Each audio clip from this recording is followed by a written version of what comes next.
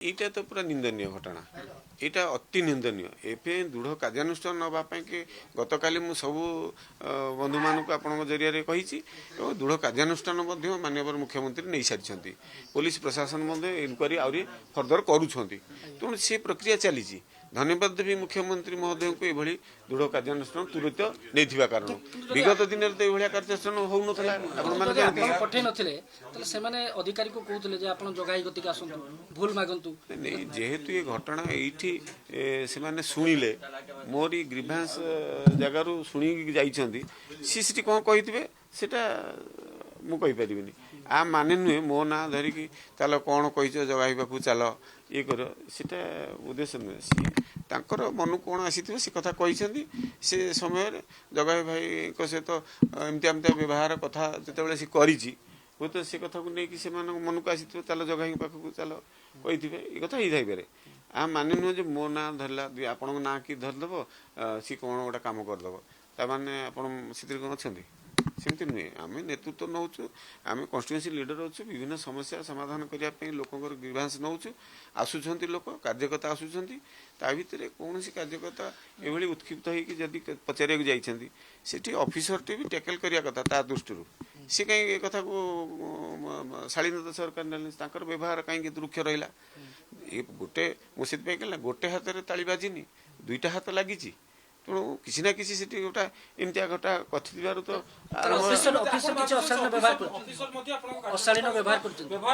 ଦେଖନ୍ତୁ, ଯେତେବେଳେ ଅଫିସରଟି ମୋ ସହିତ ବ୍ୟବହାର ଏଭଳିଆ କଲା, ଆପଣଙ୍କୁ କହିଲି ତାଙ୍କ ସାଥିରେ ନିଶ୍ଚିତ ହେଇଥାଇପାରେ ସେଭଳିଆ ବ୍ୟବହାର। ତେଣୁ ସେ ବି କହୁଛନ୍ତି ହଁ ବ୍ୟବହାର ଖରାପ ଦେଖେଇଲେ। ତ କାର୍ଯ୍ୟକର୍ତ୍ତାଟି ଲୋକଙ୍କ ପାଇଁ କାମ କରୁଛନ୍ତି ସେମାନେ, ଆମେ ଲୋକଙ୍କ ପାଇଁ କାମ କରୁଛୁ। ଏଇଟା ବ୍ୟକ୍ତିଗତ କଥାକୁ ନେଇକି ତ ସେମାନେ ଯାଇନଥିଲେ ପଚାରିବାକୁ ନା, ସେମାନେ ସେଇ ଲୋକଙ୍କ କଥା ପାଇଁ କରିବାକୁ। ଆଉ ଅଫିସର ମାନେ ଲୋକଙ୍କ କାମ କରିବାକୁ ବସିଛନ୍ତି। ଆମେ ମୁଖ୍ୟମନ୍ତ୍ରୀ ବା ସ୍ୱୟଂ ନିଜେ କହିଲେ କୌଣସି ଅଫିସର ହୁଅନ୍ତୁ, କୌଣସି ପୋଲିସ ଅଧିକାରୀ ହୁଅନ୍ତୁ, ବ୍ୟବହାର ଖରାପ କରିବେ ନାହିଁ। ଏଠି ରେଭିନ୍ୟୁ ମିନିଷ୍ଟର କ'ଣ କହିଲେ, ତହସିଲ ଅଫିସରେ ଅତିଥି ଭାବେ ଗ୍ରହଣ କରିବ ଲୋକଙ୍କୁ। ଯିଏ ବି ଯେତେ ବଡ଼ ଅଫିସର ହେଇଥିଲେ ସେ ତାଙ୍କର ଦାୟିତ୍ୱ କ'ଣ ହେଉଛି? ମୌଳିକ ସୁବିଧା ଯୋଗାଇବାକୁ ଆପଣମାନେ ଦାୟିତ୍ୱ ନେଇଛନ୍ତି ଭୁବନେଶ୍ୱର ମହାନଗର। ଏଥିରୁ ଗୋଟେ କଥା ଜଣାପଡ଼ି ଗୋଟେ କଥା ଦେଖିବାକୁ ପଡ଼ିବ ଯେ ଆପଣ ଯେଉଁ କଥା କହୁଛନ୍ତି ଯେ ପିଏମ୍ଙ୍କ ପ୍ରୋଗ୍ରାମକୁ ଲୋକ ଅଣାଗଲା, ଆଉ ସେଠି ବିଜେଡି କର୍ପୋରେଟର ପ୍ରତିବାଦ କଲେ, ଆଉ ଅଫିସର କୋଉଠି ନା କୋଉଠି ସେ ବିଜେଡି କର୍ପୋରେଟରକୁ ସମର୍ଥନ କରୁଥିଲେ। ଏଇଟା ତ ମୂଳ ଉଦ୍ଦେଶ୍ୟ। ଏଥିପାଇଁ ତ ମୁଁ ଏଇ କଥାକୁ ରହିଥିଲି, ଦୃଢ଼ ରହସ୍ୟ ରହିଛି। ଏଇ ରହସ୍ୟ ଆଜି ଉଜାଗର କରିବା ପାଇଁ କି ଆପଣମାନେ ଆସିଛନ୍ତି, ଏ କଥାକୁ ନିଶ୍ଚିତ ଉଜାଗର ହେବା ଦରକାର। ଏଠି ସରକାର ବଦଳିଲା, 24 ବର୍ଷର ଅତ୍ୟାଚାର ଅନ୍ୟାୟ ଅନୀତିରେ ଥିବା ସରକାରକୁ ଲୋକ ବଦଳେଇଲେ। ମହାପ୍ରଭୁ ଶ୍ରୀ ଜଗନ୍ନାଥଙ୍କ ଆଶୀର୍ବାଦ ଲୋକ ବଦଳେଇଛନ୍ତି, ଏ କଥା ଆମେ ସମସ୍ତେ ଜାଣିଛେ। ଆଜି ମୋହନ ମାଝୀଙ୍କ ନେତୃତ୍ୱରେ ସୁନ୍ଦର ଭାବେ ସରକାର ଚାଲିଛି। ଗୋଟେ କୌଣସି ପ୍ରକାର କିଛି ଅଫିସର ଅଛନ୍ତି କନସ୍ପିରେସି କରୁଛନ୍ତି। ପୁରୀରେ ଘଟଣା ଘଟିଗଲା, ତାଙ୍କର ଦାୟିତ୍ୱ ନଥିଲା ପୁଲିସ ପ୍ରଶାସନ ରହିକି ସେଠି କରିବା ପାଇଁ? କ'ଣ ପାଇଁ ପୁଲିସ ପ୍ରଶାସନ ନଥିଲେ? କ'ଣ ପାଇଁ ଏ ଘଟଣା ଘଟିଗଲା? ହଁ, ଏ କଥା ମୁଖ୍ୟମନ୍ତ୍ରୀ ତ କହିଲେ। ମୁଁ କିଏ? ମୁଖ୍ୟମନ୍ତ୍ରୀ ବା ଆପଣଙ୍କ ସମୂହ ଘୋଷଣା କରିଛନ୍ତି ତାଙ୍କର ସମ୍ମିଳନୀରେ ଯେ ଏମିତି କିଛି ଅଫିସର ଅଛନ୍ତି ଏବେ ବି ବିଗତ ସରକାରର ମାନସିକତାରେ ଅଛନ୍ତି, ବଦଳି ନାହିଁ, ତୁରନ୍ତ ବଦଳି ଯାଆନ୍ତୁ। ମୋତେ ସରଳ ବୋଲି ଭାବନ୍ତୁନି ଆଦିବାସୀ ବୋଲିକି, ଏ କଥା ନିଜେ କହିଛନ୍ତି। ନିଶ୍ଚିତ ରୂପେ ଏ ଘଟଣା ତ ମୁଁ ଯେତିକି କହିଲାଣି ଆପଣ ଏଥିରୁ ବୁଝି ଯାଉଥିବେ କୋଉ ମାନସିକତାରେ ଅଫିସର ମାନେ ଅଛନ୍ତି। ଆମେ କାମ କରୁଛୁ, ପ୍ରତ୍ୟେକ ଲୋକଙ୍କ କାମ କରୁଛୁ। ଏଠି ଜଗନ୍ନାଥ ପ୍ରଧାନ ତା ଘର ପାଇଁ କାମ କରୁନି। 31 ବର୍ଷ ଧରି ନା ନା, ଏ ପ୍ରକ୍ରିୟା ବିଜୁବାବୁ କହିଥିଲେ, ମାଡ଼ ତତ୍ତ୍ୱଟା ବିଜୁବାବୁ କହିଥିଲେ। ବୋଧେ ତାଙ୍କର ଦଳ ଏଇଟା ବୋଧେ ବୁଝି ନାହିଁ। ବିଜୁବାବୁଙ୍କୁ ଅସମ୍ମାନ କରୁଛନ୍ତି ସେମାନେ। ଯେଉଁଭଳି ଭାବରେ ଶାସନ ଚାଲିଥିଲା, ପାଣ୍ଡିଆନଙ୍କର ଶାସନ, ସେ ଭୁଲି ଯାଉଛନ୍ତି ବୋଧେ କେଉଁଭଳି ଭାବେ ନିର୍ଯାତିତ ହେଉଥିଲେ ଲୋକମାନେ, କେଉଁଭଳି ଭାବେ ନେତାମାନେ ଚେୟାର ଟେବୁଲ ବୁହାଇକି ଲୋକ ବୁହାଇକି ଏ କଥା କରୁଥିଲେ, ଭାଷଣ ଦେଇପାରୁନଥିଲେ, କହିପାରୁଥିଲେ ପଦେ। ଆଜି ମୋହନ ମାଝୀଙ୍କ ଦ୍ୱାର ଖୋଲା, ଲୋକ ସମସ୍ୟା ସମାଧାନ କରିବା ପାଇଁ ମୋହନ ମାଝୀ ସବୁଆଡ଼େ ବୁଲୁଛନ୍ତି। ଏ କଥା ଭୁଲି ଯାଉଛନ୍ତି ବୋଧେ। ଏଭଳିଆ ଗୋଟେ ସରକାର ଆସିଛି, ନୂତନ ସରକାର, ମୋହନ ମାଝୀଙ୍କ ସରକାର। ତାଙ୍କୁ ଆଦିବାସୀ ବୋଲି ଭାବିକି ହେୟଜ୍ଞାନ କରୁଥିବ ଯଦି ଅଫିସର କିଏ, ନିଜେ ସେ ଖୋଲିକି କହିଛନ୍ତି এটা তো ঠিক হଉନି। ଆପଣ କହୁଛନ୍ତି ବିଜେଡି ବା ଅନ୍ୟ ଦଳ ପ୍ରଶ୍ନ ଉଠାଉଛନ୍ତି କିନ୍ତୁ ଆପଣଙ୍କ ଦଳର ନେତା ମଧ୍ୟ କହୁଛନ୍ତି ଯେ ଆଇନ ଶୃଙ୍ଖଳା ସ୍ଥିତି ବିଗିଡ଼ି ଯାଇଛି। ଆପଣଙ୍କର ଭୁବନେଶ୍ୱର ସାଂସଦ ମଧ୍ୟ ଏ କଥା ଉଲ୍ଲେଖ କରୁଛନ୍ତି। नहीं सांसद कौ उद्देश्य कहते सी तार उत्तर दे पारे कहीं ना सी आमर नारी नेत्री दुई थर सांसद है सी कौ उद्देश्य कहते कहीं कहले कौन ट्वीट कर कथा आपण मान शुणुची एवं मते भी समय हो पारनी ट्वीट देखा कि जो ये सोशल मीडिया रे कौन लिखिं जानी मुझे शुणा पाऊँ सी नरेंद्र मोदी प्रधानमंत्री को ट्वीट कर ट्वीट करना ना मुख्यमंत्री को ट्वीट कर ना यूडी मिनिस्टर को ट्वीट कर ना पार्टी प्रेसिडेंट को ट्वीट कर ना धर्मेंद्र प्रधान को ट्वीट कर ना मो सहित कथा आगे पूर्ण से स्पष्ट करिवे कि जो प्रधानमंत्री को कार्यक्रम को जिबा से ताकू नै कि जो ताकू कहले अपन हाँ निश्चित रूपे यही सत्य आज भुवनेश्वर महानगर निगम विजु जनता दल नेतृत्व चली मेयर जे अच्छा विजु जनता दलर मेयर अच्छा नेतृत्व में परिचालित होउछि भुवनेश्वर महानगर निगम एठी कौन सी सरकारी कार्यक्रम हेले आईन संगत हो विधिबद्ध संगत रे भुवनेश्वर महानगर निगम नोडाल एजेंसी जेहेतु अच्छी से भुवनेश्वर महानगर निगम को दायित्व दि जाए जे सरकारी कार्यक्रम रे से माने सहयोग करिया पई यही सहयोग सहित लोक जो अछंती मिशन शक्तिर महिला माने माँ माने तांकुर उपस्थिति पई कि मध्य तांकु सहयोग करिया पई दायित्व दि जाए ये क्षेत्र रे विशेष भाव में विभिन्न वार्ड रे थिबा आमर मिशन शक्तिर महिला माने माँ माने हुंतु किंबा स्वच्छ साथी माने ये माने सहयोग करती बस हो गाड़ी हो अन्य गाड़ी हो सबू नहीं कि से माने सभास्थल को जाती ये प्रक्रिया चली आसी विगत सरकार थिला एबे भी से कथा चली किंतु आज विपरीत थिबा बीएमसी रो नेतृत्व ये भाया कथा करवाटा ठीक नुहे कर्पोरेटर मानू कहीकि बंद बंद करवा तुम्हें कहीं जापरनि जदि कौन स्वच्छ साथी बा कौन मिशन नारी नेत्री ये भाया नेतृत्व नौ तुरंत एक्शन नि जाऊ बहिष्कार करा जाऊ चाकरी छटई करा जाऊ ये भाया प्रकृति ठीक नुहे सरकार जीव आसीब तुम्हें भी गोटे भुवनेश्वर महानगर निगम एठी भी सरकार बदली बीजेपी सरकार अच्छी मोहन माझी नेतृत्व चली सी भी सम परिमाण में भुवनेश्वर महानगर निगम को सहयोग करुँच असहयोग करूना किंतु तुम ये असहयोग मनोभाव रखिकी स्वच्छ साथी को ऊपर कार्यानुष्ठान नापी कि प्रयास करवा एवं ऑफिसर मानू से दृष्टिकोण को नियोग करवा एवं मिथ्या प्ररचना विताड़ित करवा एटा ठीक होने 34 नंबर वार्ड जड़े स्वच्छ साथी खारबल थाना रे लिखित अभियोग देछि आपण खारबल नगर थाना रु पाई परिवे बर्तमान कथा है 3 जन जो माने आक्रमण करथिले से गिरफ होइछन किंतु जो अशालीन व्यवहार कले अधिकारी तांको ऊपर कोन कार्यानुष्ठान हेबा दरकार नै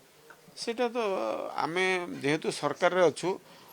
आमे कोनोसी अधिकारी ऊपर एक्शन नबा पई कि आमे केबे कहिनु किंतु जेहेतु आमर दलीय पिला एत बड़ भूल करछन्ती आमे सेति पई तो प्रस्ताव आमे भी दुखित अछु आमे भी निंदा करूछु दृढ़ कार्यानुष्ठान भी सरकार नहीं छंती किंतु आमे कहूनी कौन से ऑफिसर ऊपर एक्शन नि जाऊ किंतु जदि से ऑफिसरटा एभलिया करिछंती सेति लिखित भाव अभियोग जन महिलाटी स्वच्छ साथी महिलाटी गरीब महिलाटी बस्ती रोचे महिलाटी ता कथा भी शुणा दरकार ना नहीं ना ता प्रति अन्याय करा जीवो दल दृष्टिकोण आमे चाहूनु किंतु सी जो न्याय मागी ता प्रति अन्याय होईची ता प्रति व्यवहार करा जायनि ठीक ये महिलाटी प्रति संवेदनशीलता कहार नहीं राजनीति ठीक देखाला हाँ से दृष्टि राजनीति ही थाईपारे राजनीति किए कर आगामी दिन विगत दिन तो विजु जनता दल सरकार थिला 24 वर्ष धरी से लोक मैंने जाऊले पुणी से लोक मैंने आज बीजेपी सरकार थिबा कारण जाउछंती लोक कहीं भाया मानसिकता रखुच खाली विजु जनता दल मिशन शक्ति जी रही विजु जनता दल कर्मी हो ये मानसिकता ठीक नुहे कहते बोलिक तो लिखित अभियोग देते से भंटीए से जदि सर लिखित अभियोग देइचंती थाना तांकु न्याय देइथांदा जो कार्यकर्ता जाई कि बाटे न्याय पई नहीं नहीं ये दीटा कथा हो जाउची ये पार्ट अलग अच्छी खारबल थाना रे स्वच्छ साथी भौणीटे जाइकी लिखित अभियोग देखी कथा शुणा दरकार ये कथा आम कहूँ कौन साधारण जनता भी कहते महिला प्रति संवेदन हवा दरकार तेणु सी पार्ट अलग द्वितीय पार्ट ये कथा को लेकिन जेहेतु कार्यकर्ता माने खाली तो निजप कम करना ना दलर कार्यकर्ता समर्पित देश आम कहूँ ना नेशन फास्ट आमर आमर नारा कौन हो nation fast party second self last आम कथा कहूँ ये व्यक्तिगत कथा ना ये जड़े महिलाटीए सी आम देशर ना ता कथा कहीं अविचार करा विचार करने कि ता कथा बुझापी मैंने जाइए पचारे सेठी जदि व्यवहार ठीक पाइबेनी से पैसा नौ ना चाकरी कर भाई मौलिक सुविधा जोगेदेवे पुलिस को कहुच्छी मुख्यमंत्री निजे कहते ऑफिसर को रेवेन्यू मिनिस्टर निजे आदेश देती अतिथि भाव सत्कार कर क्या जो मैंने जाऊँ साधारण लोकटे रेवेन्यू डिपार्टमेंट को यहाँ कहीं कहु आम चाहूँ पब्लिक फ्रेंडली आम सब कथा करवा आम से कथा न हो कौन सी आडामेंट न रहतु ऑफिसर माने आम तो अभियोग प्रकोष्ठ जो भेटिया जाइथिले से कमिशनर एडिशनल कमिशनर खराब व्यवहार कले तो सेठी सीसीटीवी लागी सब थिबो सर सब सीसीटीवी जदि था मेयर कहीं फुटेज पठेले आपण मानु मेयर जो फुटेज रे मेयर पीएसओ मध्य थिले सेठी से किछ करूना से तो बड़ प्रश्न अच्छी तांकर पीएसओ थिले भुवन म्युनिसिपल कॉर्पोरेशन बीएमसी भितर सुरक्षाकर्मी माने अछंती सुरक्षाकर्मी नाहांती तो बहुत गुड़ी सुरक्षाकर्मी अच्छा से माने कौन करुले से को आदेश दिहला तुम वीडियो कर फुटेज बाहर करके पठाओ आपको भाइराल कर ये कथा ठीक होनी एटा राजनीतिकरण से माने करूछंती हाँ वीडियो रे देखुची बदे लबी की पर्टिकुलर दृश्य भरी लागुची ताता आउ किछि हेथिबो त दुर्व्यवहार कले सेतोर वीडियो दिया गलानी केवल एक बाकिया वीडियो दिया जाई मीडिया को सही तो कथा सिथि तो मु कहूची ना गोटे हाथ रे ताली बाजी नहीं ये दीटा तीनटा हाथ बाजी थिबार ये साउंड होईजी आ ये साउंडटा एते जोर काई गेला आपको एते प्रचारित करूची बिजु जनता दल काई कोन भैया पछर स्वार्थ कोन अछि हताश 24 वर्ष शासन हाथ खसी जाइए लोक आउ तांका साथी रे नहांती भगवान भी तांका साथी रे नहांती पूरा हताश रे अछंती कुआडू कौन कुटाखिए हाथ में पड़गले बुड़ी जाऊा लोक जमी उद्धार पाइबा चेष्टा करी से भाया अवस्था बिजु जनता दल हाँ ये कथा स्वयं मुख्यमंत्री कही सारी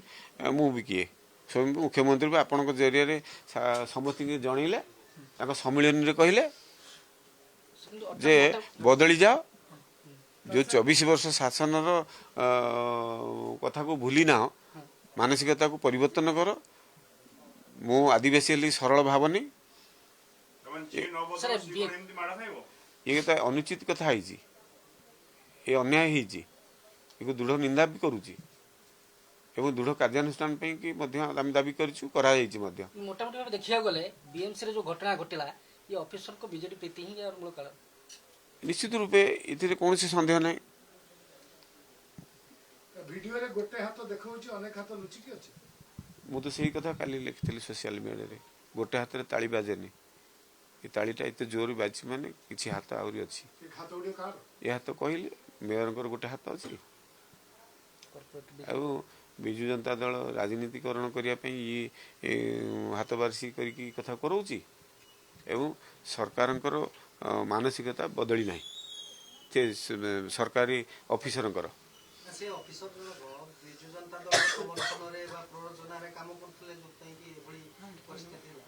हाँ मु कौन कहली बीजेपी की कहीं लोक नहीं कि बीजेपी कार्यक्रम रे जाऊच ये लिखित अभियोग से से महिलाटी से भौणीटी ए स्वच्छ साथी भौणीटी खारबल थाना रे लिखित अभियोग देइछि ए कथा जे बीजेपी प्रोग्राम रे काहे कि तुम जाउछ ओके थैंक यू